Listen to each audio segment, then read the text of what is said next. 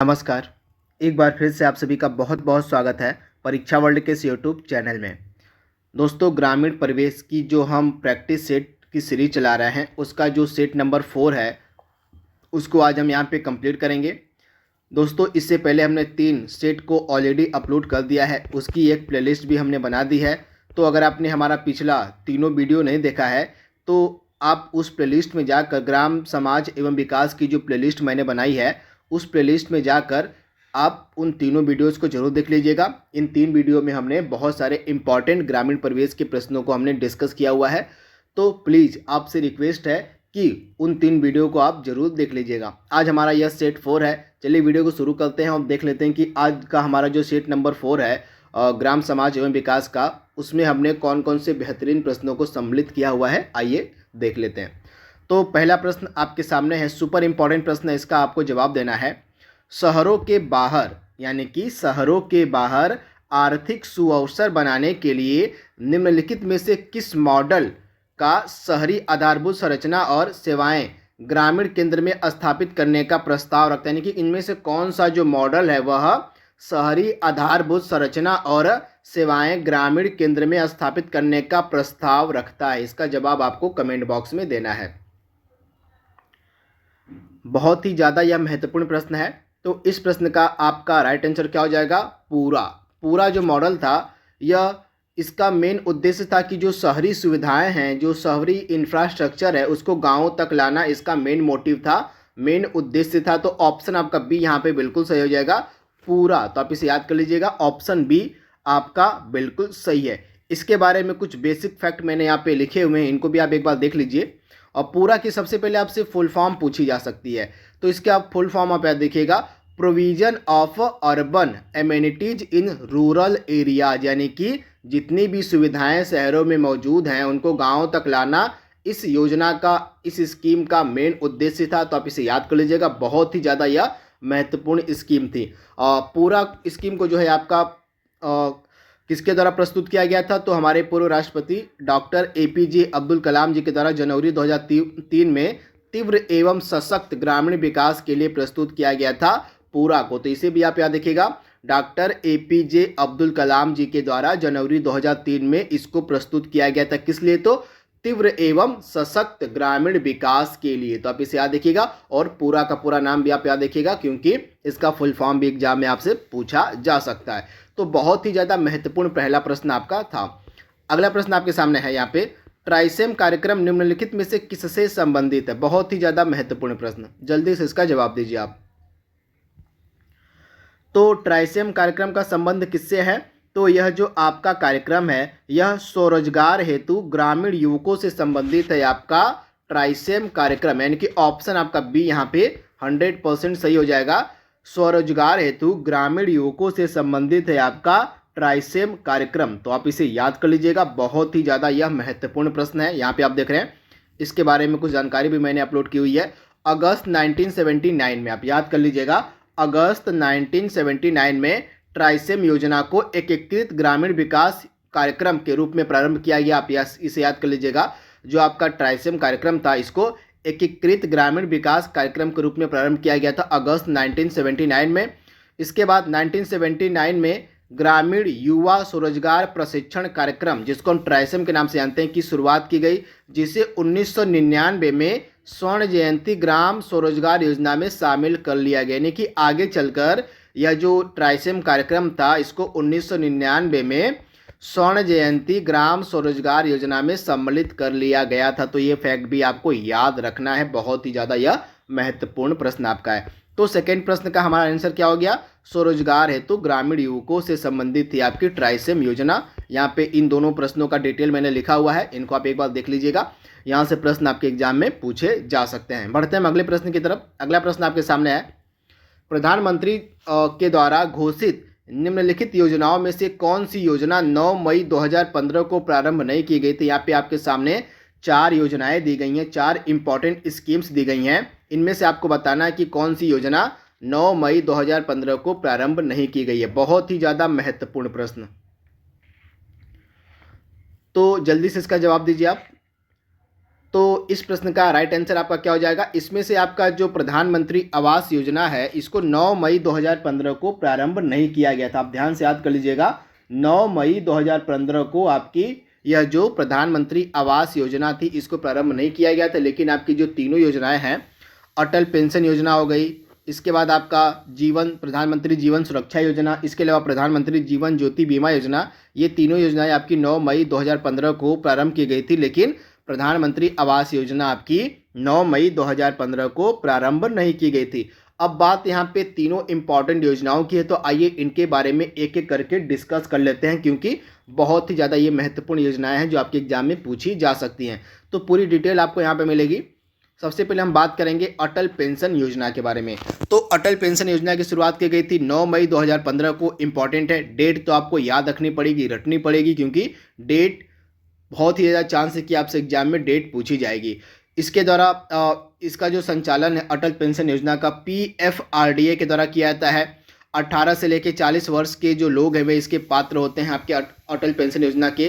तथा यह जो अटल पेंशन योजना है यह असंगठित क्षेत्र के कामगारों के लिए चालू की गई, जिनकी अनऑर्गेनाइज्ड जो एरिया है, असंगठित जो क्षेत्र है भारत में, उसके कामगारों के लिए जो है आपकी अटल पेंशन योजना शुरू की गई थी। इसमें जो पेंशन की राशि है वह 1000 से लेके 5000 तक प्रति माह की व्यवस्था की गई। इसमें आप याद देखिएगा, 1000 रुपये से लेके 5000 रुपये प्रति माह तक की जो पेंशन की राशि है दी जाती है आपकी अटल पेंशन योजना में। तो इसे भी आप याद देखिएगा। तथा भारत सरकार अभिदाता के अंशदान का 50% अथवा 1000 जो भी कम हो उसका अंशदान करती है। तो ये सारे फैक्ट आपको याद रखने हैं अटल पेंशन योजना से रिलेटेड। उसके बाद दूसरी योजना आपके सामने थी ऑप्शन में प्रधानमंत्री जीवन ज्योति बीमा योजना। तो इसकी भी शुरुआत आपकी 9 मई 2015 को की गई थी। 9 मई 2015 को इसकी भी शुरुआत की गई थी। और इसके पात्र कौन से लोग हैं, किस आयु के लोग हैं? तो 18 से लेकर 50 वर्ष की आयु के जो लोग हैं ये प्रधानमंत्री जीवन ज्योति बीमा योजना के पात्र हैं। तो इनके बारे में आपको याद रखना है, भूलना नहीं है। और इस योजना की परिपक्वता कब होती है? 55 वर्ष के बाद इस योजना की परिपक्वता आ जाती है। इसमें प्रीमियम की राशि आप याद देखिएगा 330 रुपये प्रति वर्ष है। 330 रुपये वार्षिक प्रीमियम की राशि आपकी जीवन ज्योति बीमा योजना की। ऑटो डेबिट के जरिए जो है पैसे का बैंक खाते से आपके काट लिए जाते हैं। तथा किसी भी कारणवश अभिदाता के मृत्यु के बाद जीवन बीमा की जो राशि है 2 लाख उसके परिवार को दे दी जाती है इस जीवन ज्योति बीमा योजना के तहत। ये सारे फैक्ट आपको याद रखने, भूलने नहीं है। और एक योजना आपकी बच गई, किसका नाम था?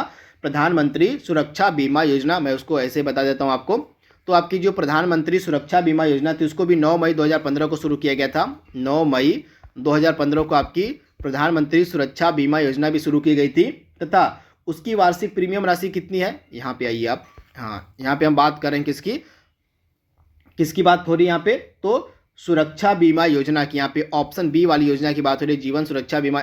जो सुरक्षा योजना यहाँ पे प्रधानमंत्री सुरक्षा योजना, जीवन सुरक्षा योजना, इसकी यहाँ पे बात हो रही है। तो इसको भी आपका शुरू किया गया था कब? तो 9 मई 2015 को इसको भी शुरू किया गया था। और इसकी जो वार्षिक प्रीमियम राशि है वह कितनी है? 12 रुपये। कितनी है?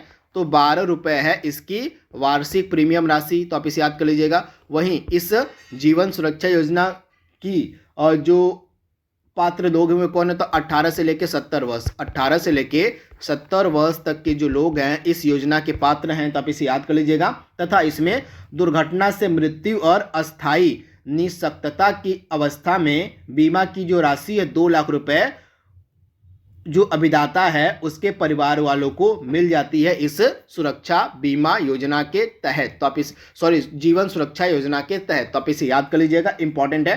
तीनों योजनाएं मैंने आपको बता दी हैं, इनके बारे में आपको याद रखना है। ऊपर की जो आपकी तीनों योजनाएं ये 9 मई 2015 को शुरू की गई हैं। तो इनके बारे में आपको याद रखना है, इंपॉर्टेंट है। अगला प्रश्न आपके सामने है स्वच्छ भारत अभियान, जिसमें आम सफाई के साथ बड़ी संख्या में शौचालयों का निर्माण होना था, इसका शुभारंभ कब किया गया था? महत्वपूर्ण प्रश्न है। तो स्वच्छ भारत अभियान का शुरुआत कब किया गया था? तो 2 अक्टूबर 2014 को। कब? तो 2 अक्टूबर 2014 को जो है आपका स्वच्छ भारत अभियान का शुरुआत किया गया था। तो ऑप्शन आपका यहाँ पे डी जो है बिल्कुल सही जवाब हो जाएगा। आप इसे याद कर लीजिएगा, 2 अक्टूबर 2014। अगला प्रश्न आपके सामने है वित्तीय समावेशन के उद्देश्य से लागू की जाने वाली जनधन योजना, जिसकी घोषणा प्रधानमंत्री ने स्वतंत्रता दिवस 2014 के अवसर पर की थी, जो आधिकारिक तौर पर कब प्रारंभ की गई आपसे पूछा जा रहा है। यानी कि इस योजना की जो घोषणा है वह 15 अगस्त 2014 को कर दी गई थी। 15 अगस्त 2014 को कर दी गई घोषणा की, जनधन योजना की घोषणा कर दी गई। लेकिन आपको बताना है कि आधिकारिक तौर पर यह योजना कब प्रारंभ हुई। इंपॉर्टेंट प्रश्न है। तो 15 अगस्त 2014 को जनधन योजना की शुरुआत हुई थी, मतलब घोषणा की गई थी 15 अगस्त 2014 को, लेकिन यह आधिकारिक रूप से प्रारंभ की गई थी 28 अगस्त 2014 को। 28 अगस्त 2014 को यह आधिकारिक रूप से प्रारंभ कर दी गई थी आपकी जनधन योजना। तो ऑप्शन आपका यहाँ पे डी जो है 100% सही जवाब हो जाएगा, 28 अगस्त 2014। अगला प्रश्न आपके सामने है, जनगणना 2011 के अनुसार उत्तर प्रदेश में सर्वाधिक शिशु लिंगानुपात वाला जिला आपसे यहाँ पे पूछा गया है कि 2011 की जनगणना के अनुसार उत्तर प्रदेश में जो सर्वाधिक शिशु लिंगानुपात है किस जिले में देखने को मिलता है। जल्दी से इसका जवाब दीजिए आप। तो इस प्रश्न का हमारा राइट आंसर क्या हो जाएगा, सर्वाधिक जो शिशु लिंगानुपात वाला जिला है उत्तर प्रदेश का वह है आपका बलरामपुर। ऑप्शन आपका यहाँ पे बी जो है बिल्कुल सही हो जाएगा।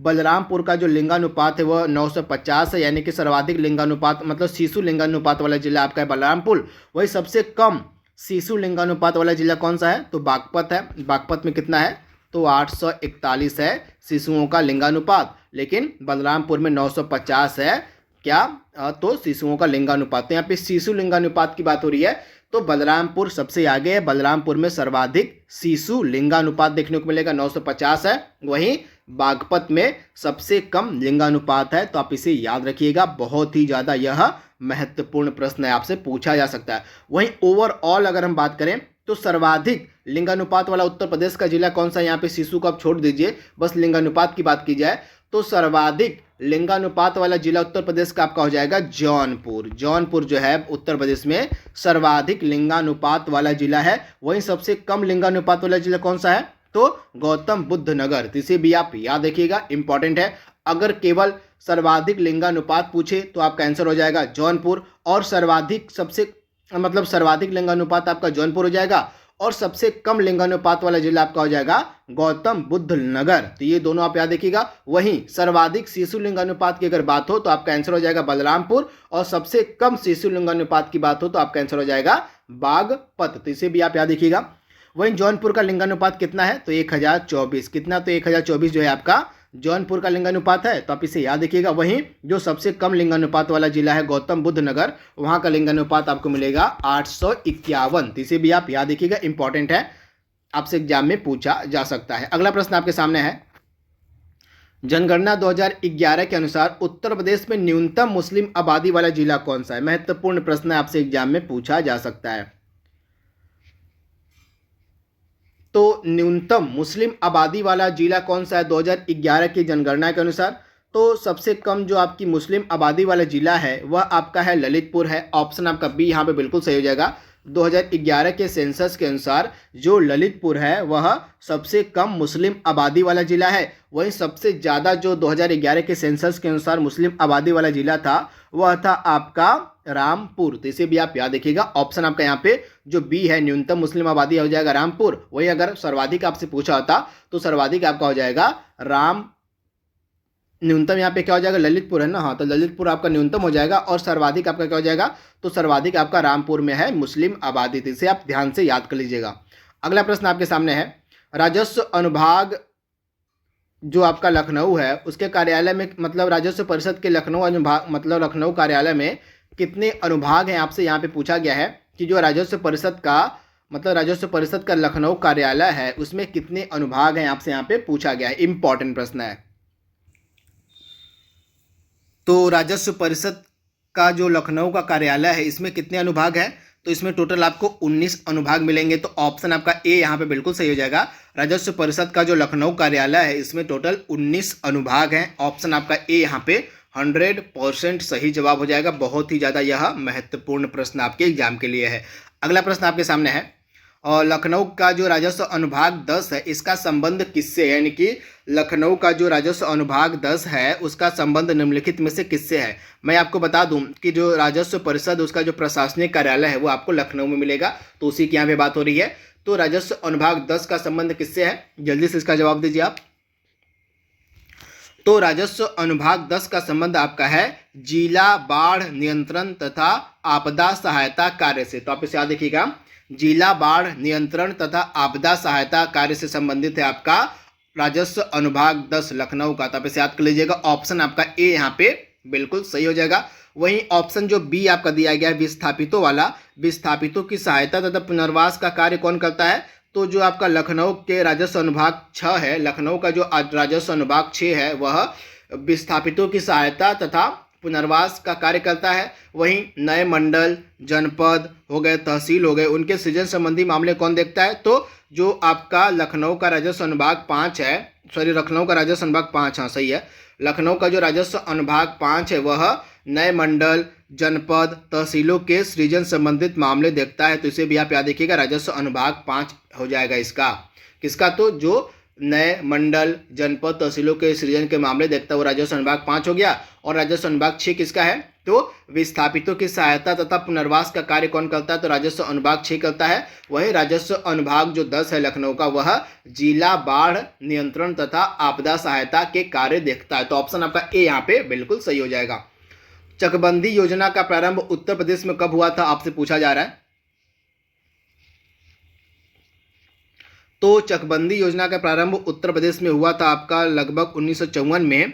1954 में यह शुरू हुआ था और इसको जो है पूरे भारत मतलब पूरे इस योजना को संपूर्ण उत्तर प्रदेश में लागू किया गया था 1958 में। तो इसे भी आप याद रखिएगा, 1954 में चकबंदी योजना को जो है शुरू किया गया था उत्तर प्रदेश में, लेकिन यह पूरे उत्तर प्रदेश में संपूर्ण उत्तर प्रदेश में लागू होती है 1958 को। तो इसे भी आप याद रखिएगा। तो यहाँ पे प्रारंभ पूछा गया है तो ऑप्शन आपका सी यहाँ पे बिल्कुल सही हो जाएगा 1954 में। अगला इंपॉर्टेंट प्रश्न आपके सामने है, कृषि वर्ष कब से प्रारंभ होता है, इंपॉर्टेंट प्रश्न है। तो आपको पता होना चाहिए जो आपका कृषि वर्ष होता है यह 1 जुलाई से लेके आपका 30 जून तक होता है। तो 1 जुलाई से कृषि वर्ष आपका प्रारंभ होता है और समाप्त होता है आपको 30 जून को। तो इसे आप ध्यान से याद कर लीजिएगा, ऑप्शन ए आपका बिल्कुल सही है। खसरा, खतौनी तथा नक्शा आदि किसके द्वारा तैयार किया जाता है, महत्वपूर्ण प्रश्न है। खसरा, खतौनी और नक्शा यह तैयार करता है आपका लेखपाल, यानी कि ऑप्शन आपका डी यहाँ पे बिल्कुल सही हो जाएगा। लेखपाल के द्वारा जो है आपका खसरा, खतौनी तथा नक्शा जो है वह तैयार किया जाता है। महत्वपूर्ण प्रश्न आपसे एग्जाम में पूछा जा सकता है यह प्रश्न। अगला प्रश्न आपके सामने है, मिड डे मील कार्यक्रम के अंतर्गत मध्याह्न भोजन के पकाने, परोसने व उपभोग करने में स्वच्छता का ध्यान रखने के लिए जांच की जो अवधि है वह कितनी रखी गई है। इंपॉर्टेंट प्रश्न, यानी कि जो खाना परोसा जाता है मिड डे मील कार्यक्रम के तहत उसमें उसको जो है उसको पकाने, परोसने तथा उसको उपभोग में स्वच्छता का ध्यान रखने की जो जांच की आवृत्ति है वो कितने दिनों के अंदर होनी चाहिए, आपसे यही पूछा जा रहा है प्रश्न। बहुत ही ज़्यादा महत्वपूर्ण प्रश्न है। तो इस प्रश्न का हमारा राइट आंसर क्या हो जाएगा, जो स्वच्छता की जांच है वह खाने के पकाने, परोसने, उपभोग करने की वह दैनिक बेसिस पर होनी चाहिए। तो ऑप्शन आपका यहाँ पे जो ए है बिल्कुल सही हो जाएगा, दैनिक अंतराल पर। ऑप्शन आपका ए यहाँ पे बिल्कुल सही हो जाएगा, दैनिक बेसिस पर आपकी होनी चाहिए स्वच्छता की पड़ताल। तो इसे आप ध्यान से याद कर लीजिएगा, महत्वपूर्ण प्रश्न है। अगला प्रश्न आपके सामने है, एक चीज़ आप बताइएगा कि हाल ही में जो मिड डे मील कार्यक्रम था इसका नाम बदलकर क्या कर दिया गया। इसका जवाब आप कमेंट बॉक्स में दीजिएगा तथा मिड डे मील कार्यक्रम को शुरू कब किया गया था इसका भी जवाब आपको देना है। और NREGP का पूरा नाम आपसे पूछा जा रहा है यहाँ पे।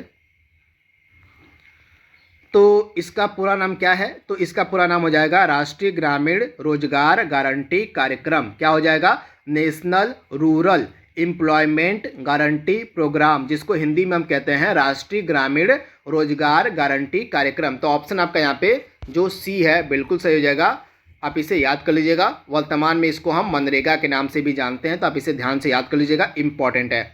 अगला प्रश्न आपके सामने है, और प्रधानमंत्री ग्राम सड़क योजना का शुभारंभ वर्ष 2000 में किया गया था। तो उस समय हमारे देश के प्रधानमंत्री कौन थे, आपसे पूछा जा रहा है। तो जब प्रधानमंत्री ग्राम सड़क योजना का शुभारंभ किया गया था तो उस समय प्रधानमंत्री थे हमारे अटल बिहारी वाजपेयी। तो ऑप्शन आपका यहाँ पे जो डी है बिल्कुल सही हो जाएगा। तथा इस योजना को 25 दिसंबर 2000 को शुरू किया गया था। 25 दिसंबर को आपका होता है अटल बिहारी वाजपेयी जी का बर्थडे, जिसको हम भारत में मनाते हैं सुशासन दिवस के रूप में। तो आप इसे ध्यान से याद कर लीजिएगा। 14 अप्रैल 2016 को प्रधानमंत्री नरेंद्र मोदी ने ग्रामोदय से भारत उदय कार्यक्रम की शुरुआत कहां से की थी, आपसे पूछा जा रहा है। महत्वपूर्ण प्रश्न है। तो इस प्रश्न का राइट आंसर क्या हो जाएगा? 14 अप्रैल 2016 को प्रधानमंत्री नरेंद्र मोदी जी के द्वारा ग्रामोदय से भारत उदय की शुरुआत जो है यह मध्य प्रदेश के महू से की गई थी। कहाँ? तो मध्य प्रदेश के महू से। तो ऑप्शन आपका ए यहाँ पे बिल्कुल सही जवाब हो जाएगा। ऑप्शन ए आप याद रखिएगा। अगला महत्वपूर्ण प्रश्न आपके सामने है, धान में भूसी का प्रतिशत अनुमानतः कितना रहता है, आपसे पूछा गया है। महत्वपूर्ण प्रश्न। तो धान में भूसी का जो प्रतिशत होता है वो अनुमानतः 20% होता है। तो ऑप्शन आपका यहाँ पे जो ए है बिल्कुल सही हो जाएगा। लगभग 20 से 22% तक आपका भूसी पाई जाती है। तो आप इसे याद रखिएगा। जबकि जो चावल का जो प्रतिशत होता है, इसमें चावल आपका होता है लगभग 78% और इसमें आपका जो मान लीजिए 20 से 22 जो है आपका होता है आपका भूसी पाया जाता है धान में। तो आप इसे याद कर लीजिएगा। इंपॉर्टेंट ऑप्शन ए आपका बिल्कुल सही हो जाएगा। चावल के उन्नत बीज की प्रति हेक्टेयर बीजारोपण की दर कितनी होती है, आपसे पूछा गया यहाँ पे। तो आप ध्यान से याद कर लीजिएगा। चावल के उन्नत बीज की प्रति हेक्टेयर बीजारोपण की जो दर होती है वो 12 से लेके 15 किग्रा होती है। तो राइट आंसर आपका इसमें से क्या हो जाएगा? यहाँ पे 12 से लेके 15 किग्रा मानी जाती है। तो राइट आंसर आपका क्या हो जाएगा इसमें से? ऑप्शन डी यानी कि 15 किलोग्राम आपका बिल्कुल सही जवाब हो जाएगा ऑप्शन के अनुसार। अगला प्रश्न आपके सामने है, किसान चैनल का शुभारंभ कब किया गया था? इंपॉर्टेंट प्रश्न है। तो आप ध्यान से याद कर लीजिएगा। 26 मई 2015 को। कब? तो 26 मई 2015 को किसान चैनल का उद्घाटन किया गया था। तो आप इसे याद कर लीजिएगा। ऑप्शन आपका ए जो है बिल्कुल सही जवाब हो जाएगा 26 मई 2015 को। और सभी कुछ प्रतीक्षा कर सकता है किंतु कृषि नहीं, यह जो उद्गार है यह किसका है, आपसे पूछा जा रहा है। महत्वपूर्ण प्रश्न है। तो यह उद्गार किसका था? तो यह उद्गार था हमारे देश के प्रथम प्रधानमंत्री पंडित जवाहरलाल नेहरू का। तो ऑप्शन आपका यहाँ पे सी जो है बिल्कुल सही हो जाएगा। पंडित जवाहरलाल नेहरू के द्वारा यह कहा गया था कि और सभी कुछ प्रतीक्षा कर सकता है किंतु कृषि नहीं। तो आप इसे याद कर लीजिएगा। महत्वपूर्ण प्रश्न है। अगला प्रश्न आपके सामने है, निम्नलिखित में से किसे हम सनसेट लॉ के नाम से भी जानते हैं? महत्वपूर्ण प्रश्न। तो सनसेट लॉ के रूप में हम किसे जानते हैं? तो आप ध्यान से याद कर लीजिएगा। इसमें से जो आपका सनसेट लॉ था वो कहते थे हम अस्थाई बंदोबस्त को। तो आप इसे याद कर लीजिएगा। अस्थाई बंदोबस्त को हम सनसेट लॉ के नाम से भी जानते हैं। तो ऑप्शन आपका ए यहाँ पे बिल्कुल सही हो जाएगा। अस्थाई बंदोबस्त को हम जमींदारी बंदोबस्त भी कहते हैं। इसको इस्तमरारी बंदोबस्त भी कहा जाता है। इसकी शुरुआत हुई थी 1793 ईस्वी में। किसके द्वारा? तो लॉर्ड कॉर्नवालिस के द्वारा। तो आप इसे याद कर लीजिएगा। महत्वपूर्ण प्रश्न है। अगला प्रश्न आपके सामने है, कैप्टन रीड का संबंध किससे है? इंपॉर्टेंट प्रश्न है। तो कैप्टन रीड आपके संबंधित हैं रैयतवाड़ी बंदोबस्त से। किससे? तो रैयतवाड़ी बंदोबस्त से संबंधित है आपके कैप्टन रीड और थॉमस मुनरो। एक व्यक्ति और थे थॉमस मुनरो। इन दोनों के द्वारा मिलकर ही आपका जो रैयतवाड़ी बंदोबस्त है, यहाँ पे थॉमस मुनरो होगा। थॉमस मुनरो, इन दोनों व्यक्तियों ने मिलकर जो है आपका क्या शुरू किया था? तो रैयतवाड़ी बंदोबस्त को लागू किया था। तो आप इसे याद कर लीजिएगा। इंपॉर्टेंट है। तथा प्रायोगिक तौर पर पहली बार जो आपका रैयतवाड़ी व्यवस्था थी, रैयतवाड़ी बंदोबस्त था, यह शुरू किया गया था तमिलनाडु के बारामहल से। तो इसे भी आप याद रखिएगा। महत्वपूर्ण प्रश्न है। अगला प्रश्न आपके सामने है, शाहजहानी जो जरीब होती है इसकी कुल लंबाई कितनी होती है? आपसे यहाँ पे पूछी गई है शाहजहानी जरीब की कुल लंबाई। इंपॉर्टेंट प्रश्न है।